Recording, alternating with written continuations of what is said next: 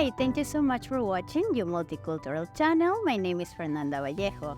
Today we're going to talk about an impressive story. Here in Winnipeg, we have some hidden superheroes, I will say. And here we have Mike Chin. Welcome, Mike. How are you doing today? Great. How are you? Good, good. Thank you so much for coming. So, who is Mike Chin? That's a great question. Mike Chin is a person who grew up in Winnipeg. Okay. Out of 42 out of 45 years of my life, I've been in Winnipeg. The other 3 years, I lived in Steinbach.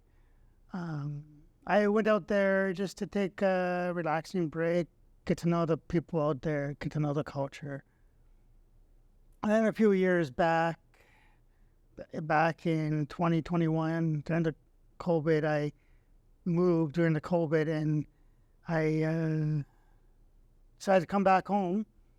And I took a few months to get adjusted, and then about October, November of 2021, I decided to start my Care Winnipeg, or you can look on it as Facebook as Low Income Mike Chin EIA Advocate. I'm in the process of changing the name right now, but that's the current name, Low Advocate Mike Chin EIA Advocate. And as an EIA Advocate, I have no affiliation with the government of Manitoba or the government of Winnipeg.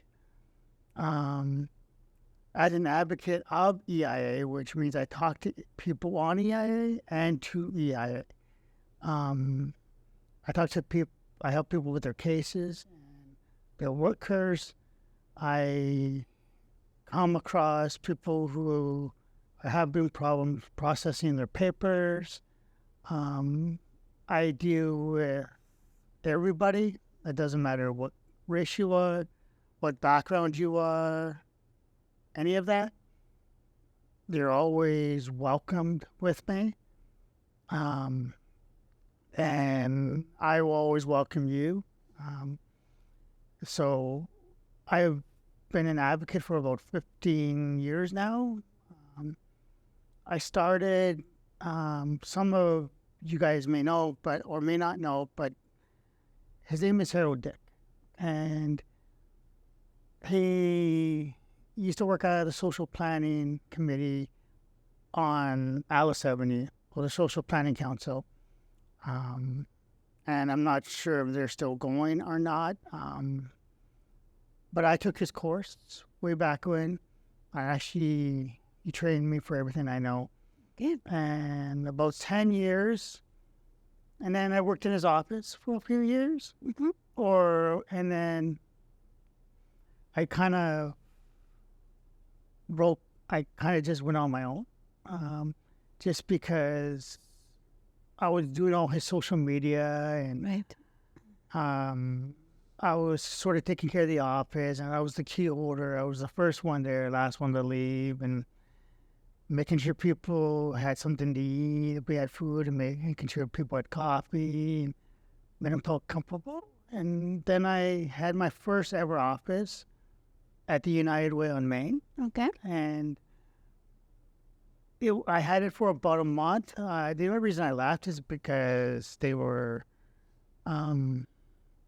overcharging me for the space for a cubicle.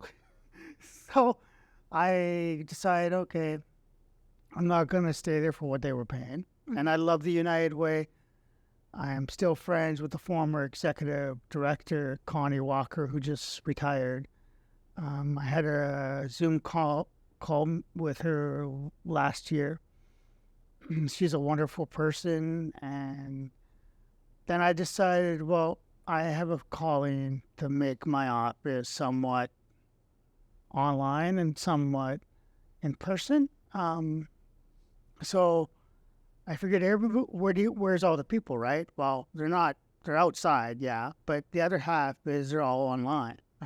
So I want to go where the people are. And I just decided I'm going to make my page, and I started up slow. I started up suggestions. I always ask what the people want. I kind of asked, would you do this? Would you do that? And then I started to get more and more calls and more cases. The more cases that I solved and fixed, because my success rate is about 90%. Yeah. You're going to get those cases where you just can't solve them, or it's just unsolvable, basically. Right. So, but my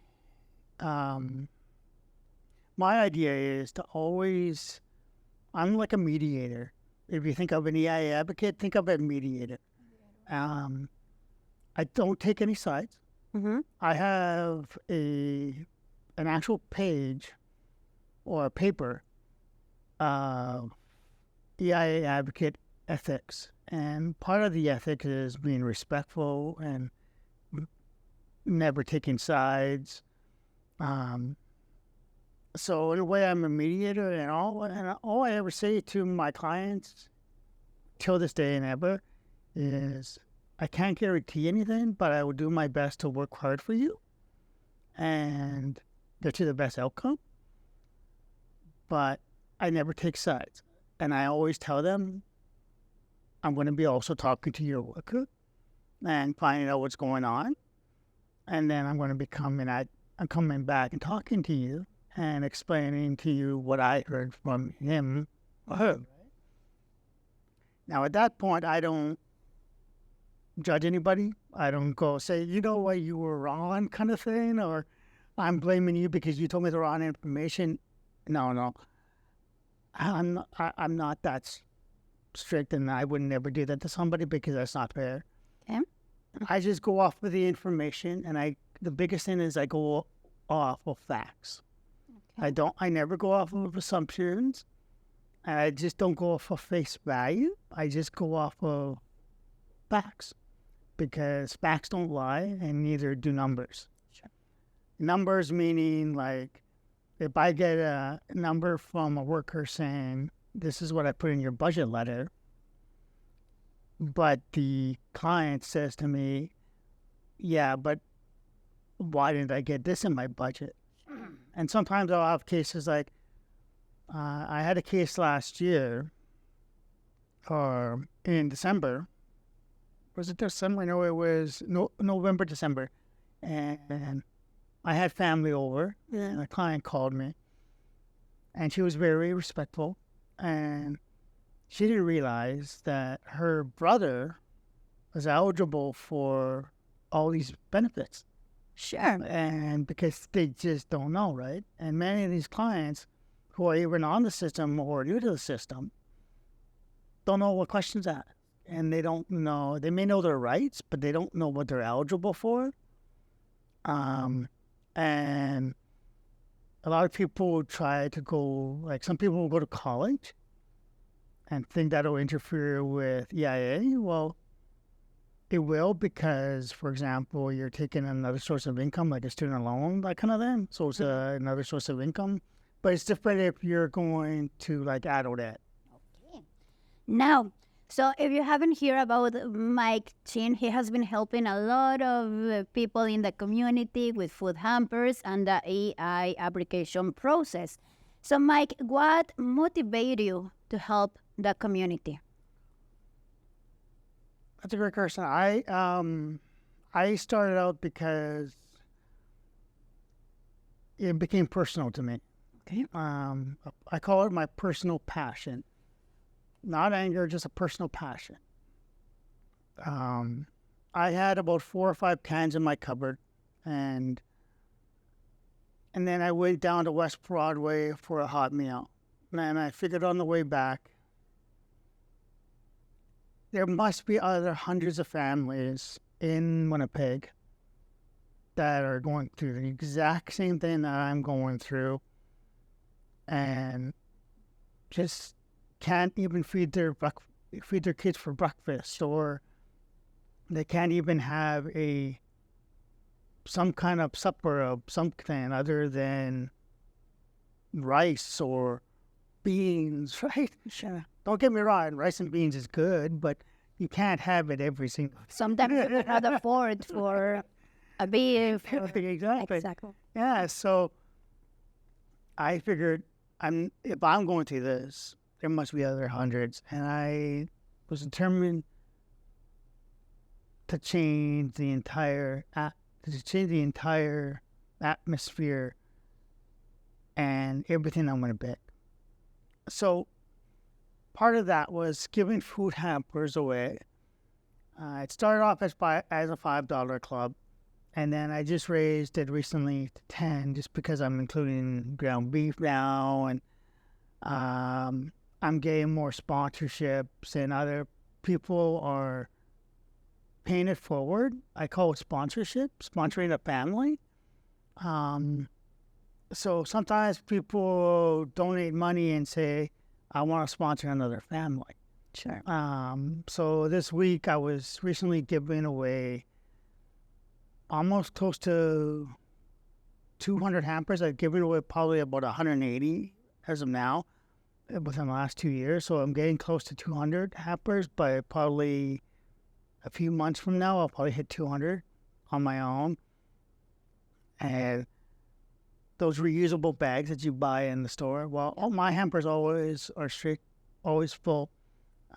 I've got great sponsors now from Pick of the Market. Mm-hmm. They're unbelievable sponsors. They come with me every second month. They are unbelievably great. And then I got a brand new sponsor, City Bread on Dufferin. And who doesn't love City Bread and who doesn't love rye bread, right? It beats white toast. So it's unbelievably good. Mm-hmm. And the other way I changed the whole landscape of Manitoba is that I became the only 24/7 EIA advocate in all Manitoba. Okay, so for those who don't know what's the EIA, can you please tell us what EIA stands for, how to apply, how to qualify? Great question. Yeah, I will definitely let your viewers know. It's EIA stands for Employment Income Assistance. It is run by the provincial government. Mm-hmm. It's run by the Minister of Families. The current Minister of Families is Nahani Fontaine. And she's from the St. John's area. Now, how to apply? That's simple. You just apply by phone. Background is that you can't be working. You can't have any other income from family or friends, basically. Mm-hmm. You can't have any money in your savings. Okay. Well, you can. Let's say it's like $5 or $10. That's no big deal. But let's say it's like 200 or 300. Then then the EIA will say no, because they'll say you can live off of that until we help you. That's amazing. It's basically got to be almost close to the bare minimum for them to help you. And there's two sides of employment and income assistance. There's called general assistance, which is number one. And then number two, there's disability assistance. Now, the difference is, I don't know why they do this, and they've done this for almost 15, 20 years, which it makes sense in a way, but general assistance gets less than disability. And I understand why, because disability people need more help because of their disabilities. That's understandable. But I honestly think that the system should be fair for both. Both parties should both get the same amount. It doesn't matter for equality. The other part of the system is I'm stealing a wording from Pierre Poilievre right now. So, and I'm not propping him up or anything, but I'm stealing his wording. The system is broken. Okay. Plain and simple, the system is broken. The reason I say that is because you're only allowed a certain amount of money to make every month. You're only allowed to make $200 a month. So if you think about it, let's say you're working 15 hours a week. within a week, you've already made $200 and you can't work the rest of the time because that's your limit. You won't get your benefits. No, you still will. You will? Yeah, you will. But it's called an allowable allowance, which they call it. But another wording, if that's too confusing, people can remember it as allowable income, which is more easier to say. So your allowable income that EIA will not take from you is $200 a month. Okay. So let's say you make $200 a month, you bring your bank statements in, you show proof of that, they won't touch your benefits. Mm-hmm. They're not allowed to take anything off because they know that you're allowed to make that much. Now, with people, I've had questions like, well, what about the climate checks and the GSTs? Well, they cannot take that. And here's why. Yes, it is technically income for the client. It's not steady income. It's all every 3 months. Mm-hmm. So that's why they can't take it, because it's not steady. It's not regular. That's the reason. Like, for example, if I was working a regular job like I used to do, I left the restaurant industry after 20 years of being a head chef, a sous chef, a dishwasher. I used to create my own menus and all that. So I left that industry after 20 years to go into full-time social work, which I do now. And that's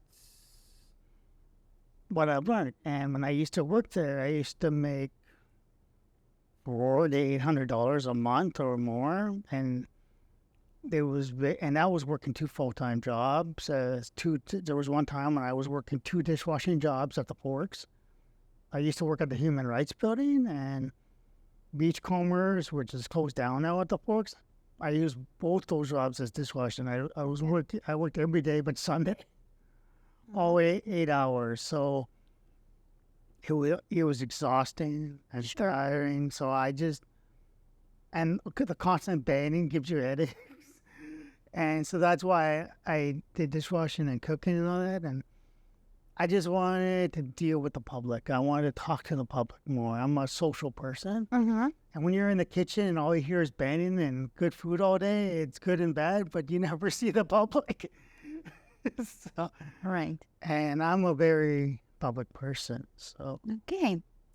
Now, do you think the government is helping the people that are going through this EIA or people with low income to, I don't know, to get a job, to get any training, so in the future they can have better jobs right away?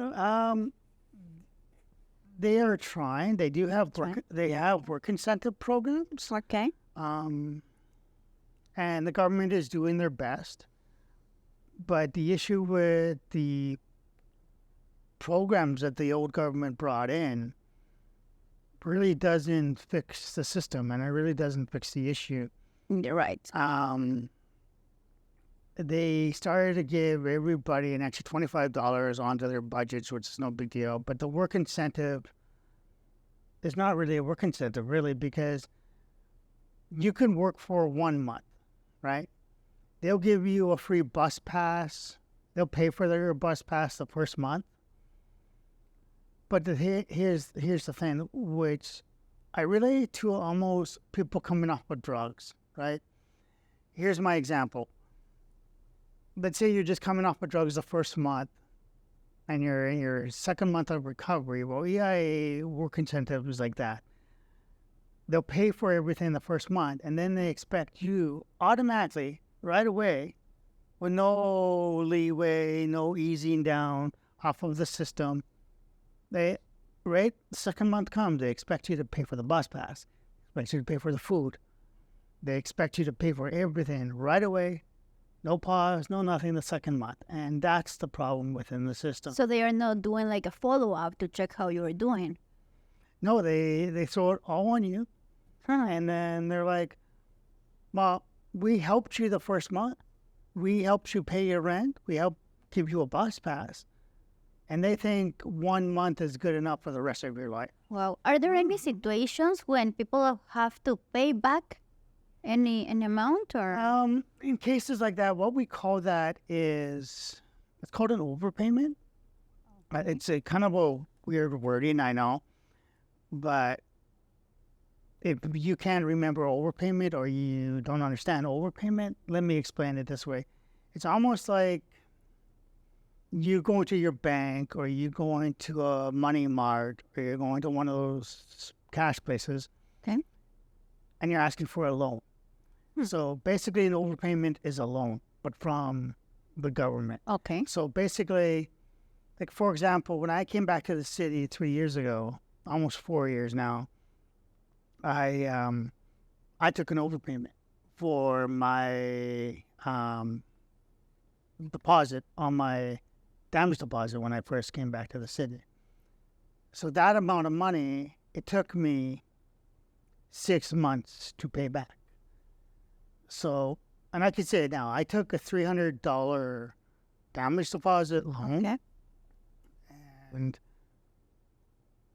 EIA is only allowed now to take a maximum of $60 a month from you on an overpayment / loan. So it's just... Sorry to interrupt you. It's like a payment arrangement so you can pay? Yeah, and they're called financial workers. Okay. So the financial workers will call you, and the maximum amount that they can take off of your benefits that you get at the end of every month is $60. Okay. So they charge, since I took $300, it took me roughly about 5.5 months to get all the money back. See, now what I don't understand is the system wants to help you get off the system, right? But what doesn't make sense to me is I've taken money from you to get help, but you're asking to get money back that goes right back into the system for you anyway. So if you really think about it, it's like if you really think about it, the government is taking their own money back instead of saying we don't have to do overpayments anymore because they still get money from the government anyway, right? So it's like the bank of the government. What doesn't make sense to me is, and I've never understood this, is I'm borrowing money from you, you're getting money from the government, and then you expect clients, like myself or anybody else, to pay it back to you, which automatically comes back forward. You see what I'm saying? Yes. It makes the overpayment loan system makes absolutely no sense whatsoever. They do it with the food stamp system in the States. It's a lot more structured. It's a lot more lenient, but it's a lot more harder as well. It's harder to get money. But our system and the way they do it, especially with the overpayment, like it doesn't make sense to anybody who wants to do it because it doesn't make sense. And I forgot to mention to your viewers that there's also a third part of employment and income assistance. Okay. And I think they should know this. It's called appeals. Now, let me explain appeals. I always try to explain everything. I'm the kind of person where I like to explain everything to the common person in a common way, just out of respect for everybody. Yeah. So appeals is basically like a court. We've all seen courts on TV. We've all seen judges and all that other stuff in pictures and videos. Well, appeals is sort of like that, just without the criminality. And basically, you sit at a long table. You have one side of myself, the EIA advocate, and the client next to me, and usually a note taker beside them. And then on this side, you would have EIA's worker and whoever they're with. So it would be like almost like a 6-man 3-on-3 thing on the table. And how the appeal works is as the advocate, I state my case. I state why Miss Doe needs to continue to be on assistance, and here's why. Here's documentation why, and I state my case. And then, so you got to know the case inside and out. You got to know your client and everything. So then EIA, the government, will do the same thing. They'll state their case. They'll say why she shouldn't be, or he or she shouldn't be on EIA at the moment. Most cases, EIA will say, well, the person didn't get their papers in, they're untrustworthy, they didn't do this, they didn't do that. And so they're almost like the prosecution in the appeals. And I'm almost like the defense attorney. Okay. So in the appeals process, people are sometimes who don't get their benefits or don't get enough benefits or can't get a hold of their workers, sometimes get so angry that they want to appeal. Sure. Right? But I always say stop, because what happens here's the kicker. Once you sign the papers and you go to the appeal board downtown in person, and once you sign those papers and you bring them in, your file and your benefits are officially on hold once they process them. Including the child tax benefit? No. Just your EIA benefit. Okay. Once you're on EIA during the process of appealing, once during the process and once they're done it, like you can stop the appeal before it gets processed if you get there in time. But if you get there after they process it, it's way too late, because what happens is the government will look at that and they'll say, okay, they're appealing, they're coming against us, and all benefits are on hold. That's the kicker. And I know that's why I always say to people now, and I'll always say it, do not appeal unless it's the last possible thing you'll ever do. And talk to me first, because 9% of the time when I talk to a worker, when I talk to a client, we can solve it. Sure.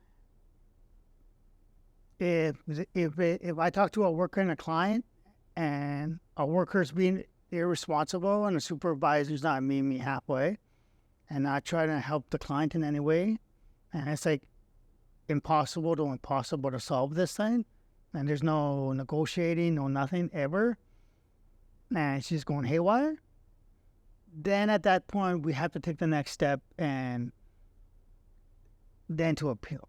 But I would always say to the worker or the supervisor, I don't want to bring this to the appeal, because the worker, you got to remember, like the worker has to go through that too, right? Sure. Or the supervisor, either or. And then I have to go through that. It's a long process, and it's a lot of work. And so I always say to people, let's find a way to work through this now, because I always say to the worker or the supervisor, me and you both know we don't want to go to an appeal, and we don't want Ms. Doe to hold her benefits. So let's work this out. Let's see the best outcome that we can figure out, and let's find a common ground. Just let me know what I need to tell her or him, and what I need to emphasize, and I will talk to him or her right away, and we will get this solved. So I've had cases where I was on the phone with a worker. Okay. 10 minutes later, I messaged the client on Facebook, and I told her what she needed to do, and she followed my advice, and everything got solved. She worked within the system and everything else. And the biggest key is, I'll just finish on this, and the one last key is, people got to remember the dates of the month. I had an old worker about 20 years ago. He was one of the best workers that I've ever had. And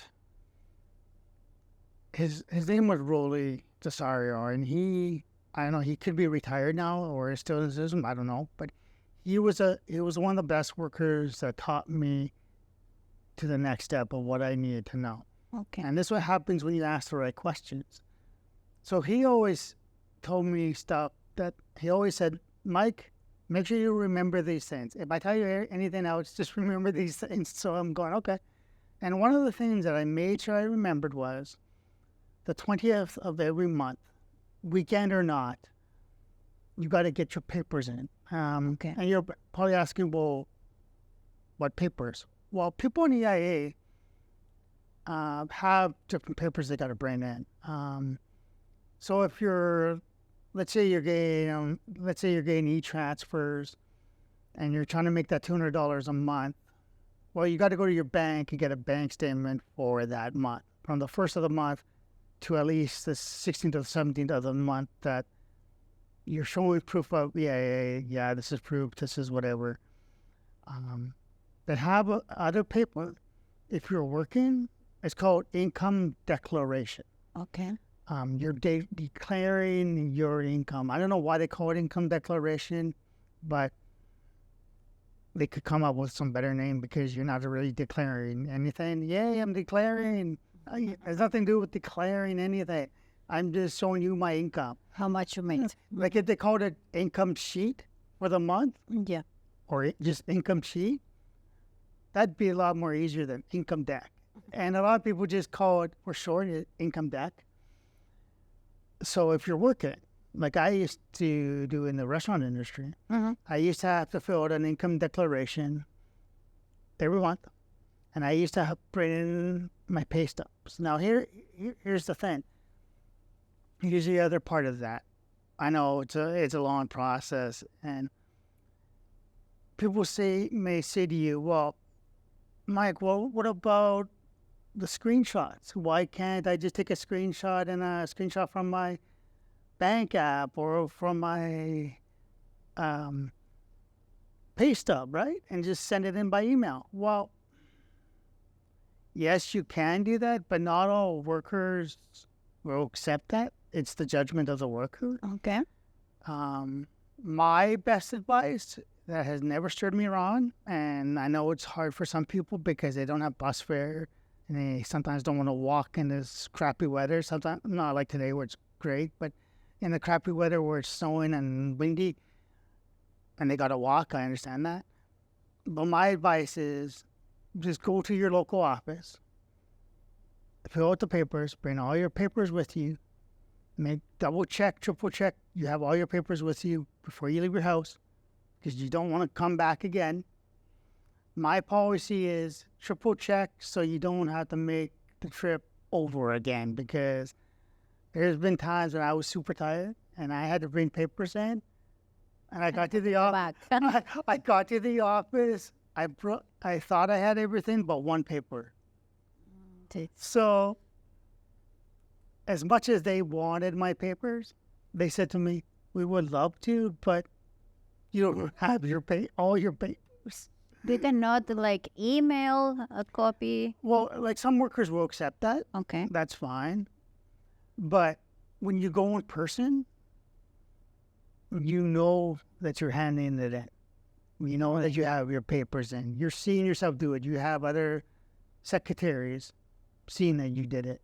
They have cameras in the offices seeing that you did it. So there's triple proof. Yeah, I did it, you see? So you're absolutely gold if you go in person. You can't go wrong in person. So I always say go in person if you can. Remember all your papers. And if that doesn't work out for you, either or, you still got to get those papers in by the latest of the 19th of every month. 18th, 19th of every month. For example, this year, 20th fell on a Saturday. So I said to all my clients, you just got to get your papers in by between the 17th and 19th of this month, because every office is different. Don't ask me why. It's just weird. Like, for example, there's an office on Portage Avenue which processes their papers within 2 or 3 days after receiving it. But what's weird is the one on Rory, which is the main office, which I understand, they don't process their papers between 7 and 10 days. Wow. And then you have other offices in Transcona or up in Jefferson up there, which will take 2 to 5 days to process. It's just weird. Depends on what area you live in for some reason. And to apply to the EIA, you must go then to the office that is in your area, right? Okay. Do you have any idea how many offices do we have here in the city? That's a good question. It all depends. There's usually an office in every area of the city. Mm-hmm. It's usually located where it's accessible to people. It's close to bus routes. It has to be because most people on low income take the bus.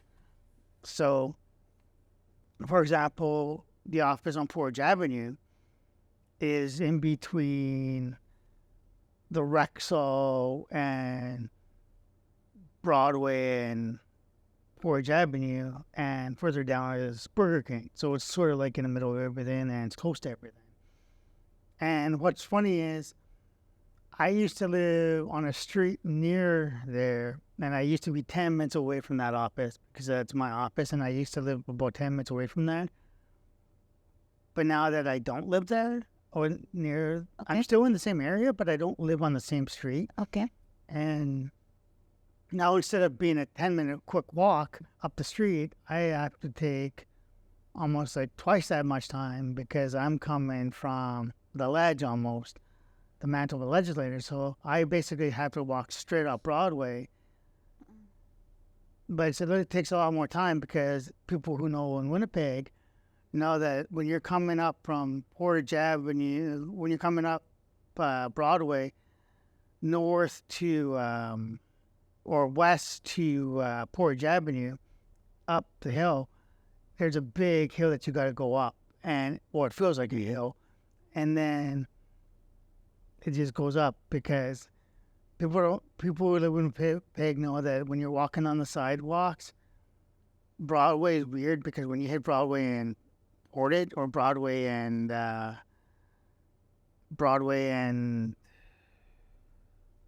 Osborne, Okay.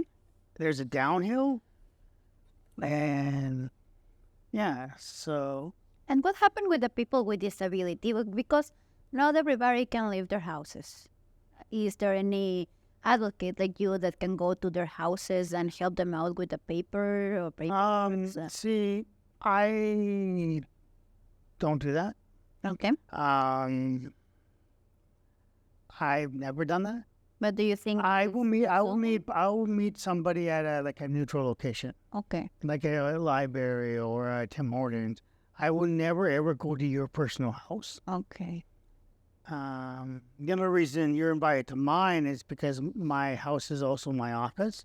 You're helping people. Yeah, and that's different. But out of respect for somebody else and their needs and their respect, I'll meet them at a library or Tim Hortons. But also bring your papers with you, and I'll help you fill them out. Mm-hmm. And then you could just take them to your office and make sure. Or I could spend like about half an hour, 45 minutes on the phone with you, and I'll walk you through how the papers need to be filled out, what you should say to your worker. Because I've actually had clients like that, man. They'll call me and go, well, I changed my mind. I can't make it to Thames or I can't make it to the library. I said, okay, well then we still got to work on your situation then. And then I still walk them through their papers, and then I guide them through. And I encourage them throughout the call, get this paper in as fast as you can. And there's other papers like they have a dietary supplement form, which allows you to get a certain diet every month. It ranges between like $81 and like $160, but you got to get your doctor to fill it out. And then they have other stuff in the system where you can get a phone in your budget for an extra $35. It doesn't matter if it's a cell phone or a house phone. You're allowed to have a phone for health reasons in your budget. Some workers will argue with you. Some won't. Some will just say, that's fine. We'll just put this more in your budget because we're trying to help you out. Sure. That's fine. And I've been thankful because a few of my last workers have wanted to do that for me. So I've tried to help other clients do the same thing so they can have more money in their budgets. And this is why I'm meeting with politicians to try to get more money into people's budgets so we don't have to constantly get these papers filled out every 2 years just to get more money in this time of either I pay for my food or my hydro. Do you think the number of people that are applying for the EIA are increasing here? And why? I honestly think so because, and I'm not blaming anybody, but I think it's the fluctuation or the flow of new people coming into the city and food banks and people like myself who are distributing food. We're seeing an increase and a need constantly, and it's just not enough. And the food banks have gone up 70% in the last year alone. Sure. Winnipeg Harvest, get this, and I've been trying to tell them wherever too, that they only do harvest once a month. Mm-hmm. And if you only do monthly harvest, right, once a month, you're expecting everybody else to use their very little money or their hard-earned money, either way you look at it, and try to get by every month. Mm-hmm. Now, everybody's financial situation is different. Some people are working and have full-time jobs and are making good money. Some people are married and have kids and are working, their husband and wife are working great jobs. That's fine. But then you actually have other families who have kids. They don't have any partners, or partners in life. They're a single mother and they have kids and they just want to feed their kids. And all they rely on is making a balanced budget and feeding their kids and getting help as much as they can. So they got to worry about their own personal stuff. Then they got to feed their kids and pay their hydro and pay their food and whatever other expenses they got to do. So when I make my monthly food hampers, Mm-hmm. and I hear of a family whose mother has kids, I will purposely every month fill it just a little bit more because I know what it's like personally, that to know people that go through that, to be a personal mother, to take care of kids or a kid on a low income. And they're trying sometimes to feed their kids and not feeding themselves. Mm-hmm. So I don't want the parent to go without either. Like, you feed yourself. Like, Sometimes when you're working, you're just working to pay bills and the rent, and then there's not that much money left. And I'm assuming that's why they have to apply for welfare or the EIA, right? yep. So, Mike, can you tell me a little bit more about your childhood? Maybe something happened and that's why you decided to help all these people? Sure. That's a great question. I grew up with a single mom. My dad left when I was 7. I come from a Christian background. I grew up in the church, and I've tried other stuff, but I don't push my church agenda on anybody. If they want to know what my background is, that is. My dad was Chinese. My mom is all European. So as my last name is Chinese, Chin, it's because I'm half Chinese. I grew up with a older sister. I got a younger sister and a younger brother. I'm the second oldest in my family, and me and my older sister are about 4.5 years apart. And I just saw her recently, which was great. And after not seeing her for about 7 years, it was an unbelievable great visit, and we just clicked instantly. And she talks to my dad once in a while, but hardly anymore. I don't talk to him whatsoever because he's got all this money, but all he ever does is photo ops and how good he can look. And he doesn't care about me. Now, I have a son myself, and I'm not saying what I did was wrong or any of that. I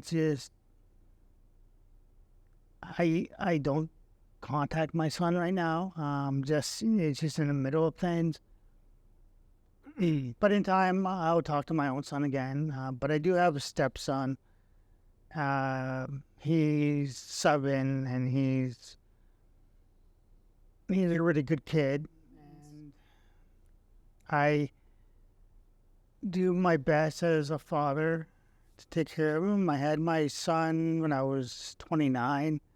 And I'm turning 45 in a couple months, so I basically had my son when I started my advocacy work when I was 30. So I'm going on to my 15th year, and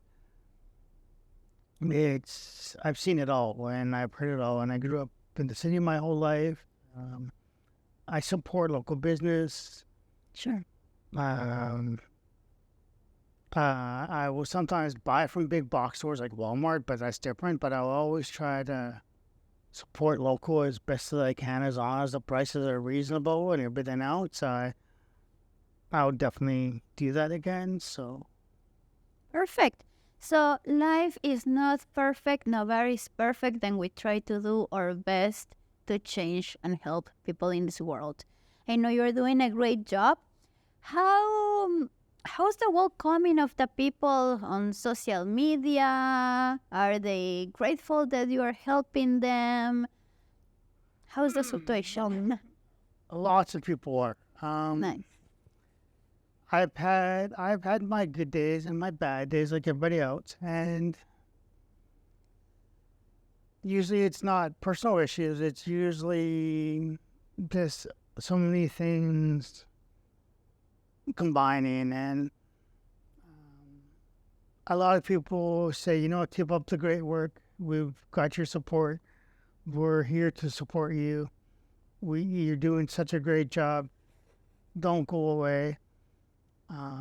I nearly walked away from everything a week ago. I almost walked away from advocacy, hampers, everything. I almost just walked away from it all. And because I was highly stressed, I was going through other things. Sure, you need some vacations. Yeah. 24/7. Yeah, and I didn't take exactly. And I didn't take a vacation in like 2 years. And I just needed like some kind of rest, something.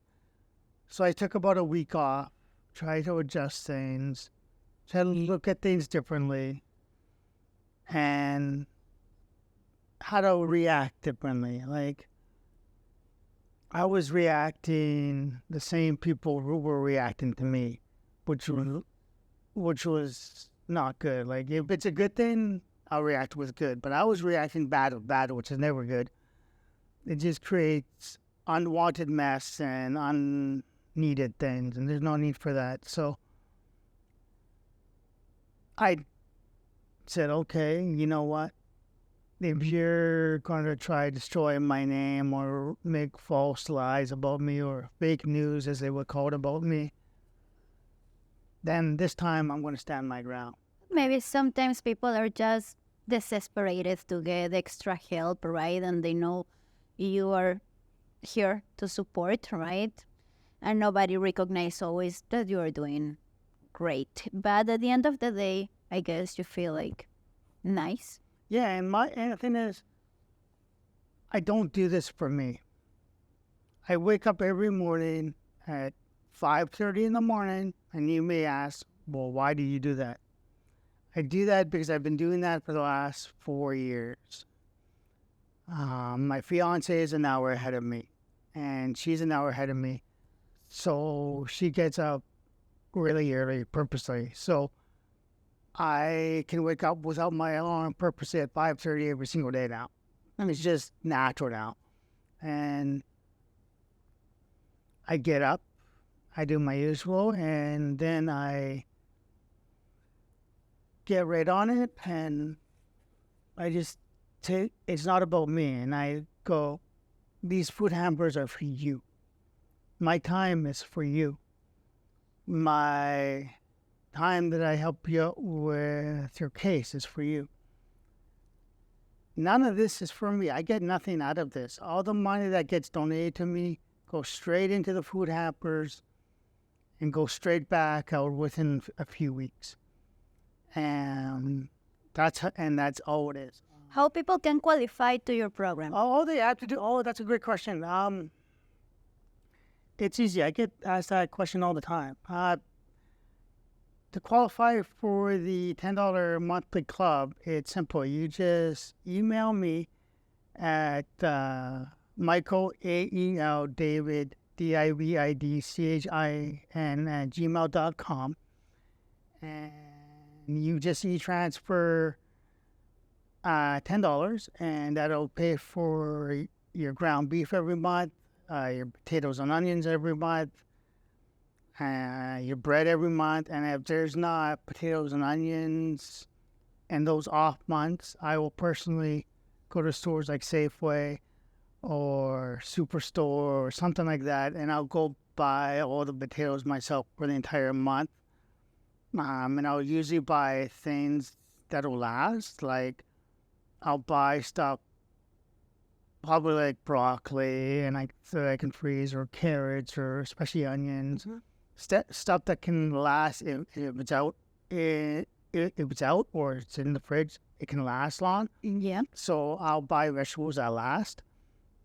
Sometimes I'll buy a crap load of frozen vegetables too, whatever, but there'll always be vegetables and meats now in there. That's essential. Yeah.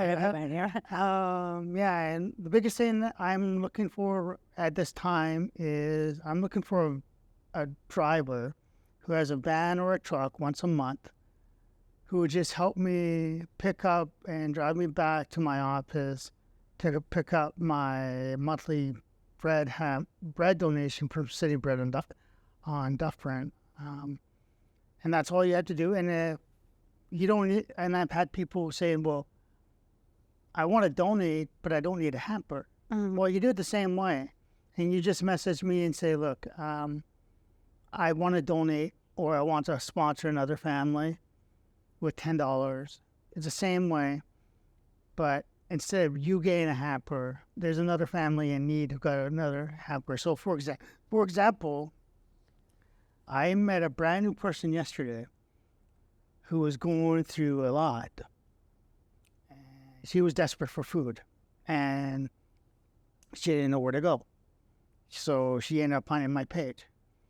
Now, because of the sponsorship, a family program that we have, somebody else who paid an extra $5 or $10 this past month in January paid for this woman's hamper. This month. And she was so grateful. And she basically got a hamper for free. Nice. And I said to her, the reason you got your hamper for free is because somebody paid it for you. So that's why it's technically free, because it was already paid for, the money was already sent, the hamper was already made, and somebody already covered. And when we did our second annual Christmas hampers a couple months ago, I had a person sponsor 4 families with a donation of $20 at the time. She sponsored 4 families. So I was able to feed 4 more families during the Christmas hampers. And I gave out 16 hampers for Christmas hampers, for my Christmas hampers. So it was great. And I was trying to do a toy tower donation, which didn't work out this year, but I'm trying this year to redo it and see if it can actually work out. And we always see these toy mountain things at Polo Park. Well, I'm trying to do a toy tower this year at the end of the year. I'm trying to fill up as many toys as I can so every kid through me actually gets a gift of something. That's nice. Sure. Okay, Mike, and we have also a question. The EIA covers housing? Yes? EIA, they will pay your rent. Okay. And it's different because it's called rent assist. So there's 2 different things. Programs, no? Yeah, like one rent assist. There's 2 different kinds. One is you can have rent assist with utilities in your rent assist. It depends on your lease. Okay. So some rent assist will just give you rent with utilities, and some will give you rent assist without utilities. So when this was brought to my attention about roughly 7-8 years ago, I was trying to figure out for the long term which one would work out for me personally. Well, I did the rent assist with utilities, and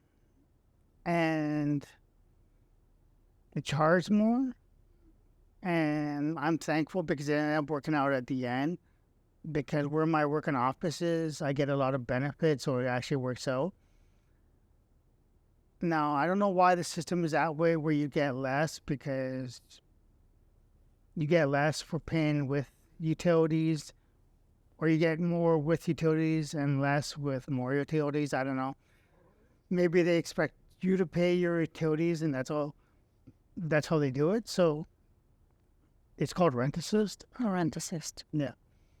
And you can apply for that program free through any organization. Your worker could easily work you through that. And it's easy. You just apply for the program. And it gives a top up to your... And you need to have all the documents ready because they send you like a checklist, no? No, they just ask you what your rent is. Okay. And the rent assist tops up your rent, sort of. Like, for example, my rent is about $866, but EIA will cover about $679 of that, right? Mm-hmm. Which will leave roughly about $100 and some. That's not really that much of a gap, really. That's like about 70-80% of the money is covered by EIA right there. So you may ask, well, what happens to the extra $125? Well, that goes back to them, and then they just figure out all the budgets and what you're allowed, and so they do all the budgets of what you're allowed, and then they take what you're allowed every month, and every budget is different. Sometimes people can live off of 300. Some people can live off of up to 600 because they'll have kids. Mm-hmm. So when you have a family, you got a bigger budget. Sure. So the rent assist can be a lot more higher, right? So, yeah. Okay. And do you have any recommendations for those viewers that are listening to you right now? We have a lot of newcomers here that are getting desesperated because they cannot find a job, for example, or people that are coming from warm weathers, and here in Winnipeg is super cold. Well, my recommendation is if you have any low-income issues or EIA issues or any of that, come to me. I would also recommend if you're a new immigrant to the city, I'll recommend going to the immigration services. I don't know the address, but it's somewhere downtown. I'll suggest them. They are a great service agency. I think it's near Central Park or something. Is there an immigration service down there? They do a great job. But they don't do low income stuff like I do. So, but I will send all the new people over there. And if you guys are still having issues with language barriers, or they're not helping you at the immigration center with your EIA issues, and they can't really help you, then I would say just come over to my page, Low Income Mike Chin EIA Advocate, or Care Winnipeg. It's also, there's a group called Care Winnipeg. I'm just in the middle of changing all the names. But just search for me on Facebook and send me a message and just find out what's going on. Ask me any questions. Usually during food hamper days, those are the only times that I restrict my time that I'm open, because I'm making the hampers, I'm giving the hampers out, and I'm replying to messages. So I only restrict myself to 8 hours that day. But other than hamper days, I'm always available every single day, every hour. And if I don't answer you within that hour or within that day, I will definitely message you the next day as soon as I get up. I always respond. I respond the best way I can, the fastest I can. And one thing about me that I will never do that other organizations may or may not do is they won't get back to you or they won't call you back. Well, I will always do my best to either message you back or find a way how to get a hold of you somehow. If you don't respond, then I've done my best. Sure. And I got to move on. But as messages come in, I try to respond as fast as I can and when I can. So, perfect. And Mike, I want to congratulate you for all the great job that you're doing for the community. We all appreciate that. And if you are going through a tough situation right now, don't forget that there's always an angel or someone willing to help. How people can find you on social media, Mike? thank you for that. Yeah. Go to Facebook if you're on Facebook. It's Low Income EIA Advocate Mike Chin, MikeChin. All the information is on there. If you want to donate to a family, if you want to sponsor to a family, or you want to be part of the $10 club, which makes your own big hamper every month, you're helping the community. I want people to pick up their hampers every month because I don't have a driver. But if you are a driver out there who is reliable and you come from the background of like a Skip driver or an Uber driver and you want to be part of a great community, I can't pay you, but I just really need your a person who has driving experience and won't steer my clients wrong when they ask for deliveries, because that's the other thing I really need right now is I need a delivery once a month for my city bread, but possibly the same driver can deliver my hampers to people as well. And because many of my clients can't leave their house as well, and they have to come for pickup only right now. So that's just one of the biggest needs. And there's always exciting stuff going on my page. Every summer, I try to get tickets for the Gold Eyes. I just sent 20 of my friends and followers who know me well enough on my page that you guys just went to a recent Jets game a couple weeks ago. So it took me a year to get those tickets, and I wasn't feeling well at the time. I was kind of sick for a week. So, and I didn't want to get you guys sick. So I stayed home, and because my mom told me so, and she's a former nurse, so I stayed home, and I didn't want to get any of you guys sick. And don't worry, it wasn't COVID. I just wasn't feeling well, and I just said, "Hey, 20 friends, go enjoy the game with your friends and family." And most of the people who went to the game never been to a Jets game. That's how self-sacrifice I am. I am willing to stay back for other people to enjoy. Then other people enjoy the spotlight, enjoy the time, enjoy the fun. Because even if I did feel well, I probably would have not gone because, like I said in the beginning, what I do is never about me. It's about all you people watching, all you guys listening, all you guys following me on my page. It's about all you guys. I work for you guys, and the loyal people have been with me since day one. I thank you for your support. You guys know who I am. I'm not on Instagram a whole lot. I don't use X/Twitter. I don't even use it. So you can email me for the food hampers or whatever. You can also email me for questions. If you're at home with a van or a truck, don't forget we need a volunteer here. And I hope you enjoyed this episode today. Don't forget to follow us on Facebook, Instagram, and YouTube as You Multicultural channel. Thank you.